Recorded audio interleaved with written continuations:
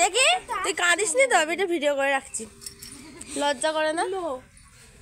একটা মেয়ের বিয়ের পরে এই যে পরের দিন এই জিনিসটা, এই সময়টা খুবই কষ্টের একটা মেয়ের পক্ষেও, তার ফ্যামিলির পক্ষে, সবার পক্ষে। তো আমার দিদি একদমই এটা পছন্দ করেনি, তাই ও নিজেকে যতটা পেরেছে কন্ট্রোল করে রেখেছে। ইনফ্যাক্ট ও মা বাবাকে সেভাবে কাঁদতে পর্যন্ত দেয়নি। আর কণিকাঞ্জলির সময় কি বলেছে সেটা শোনো।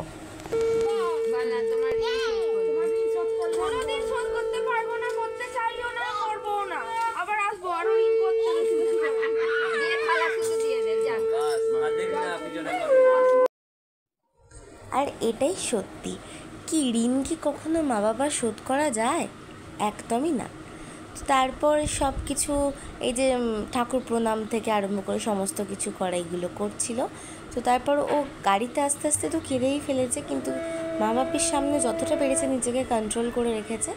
এই দেখো এবার সোহম দাদাদের বাড়িতে চলে এসেছে, তো এবার দিদি আর সোহম দাদা বরণ হচ্ছে।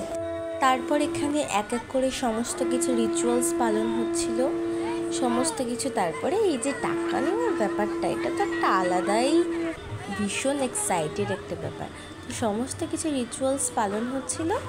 তো তোমাদের কাছে অনুরোধ রইল পুরো ভিডিওটা দেখার জন্য। তো পুরো ভিডিওটা দেখে ভালো লাগলে like, share, comment and subscribe করতে একদম ভুলবে না। পুরো ভিডিওটা দেখতে থাকো।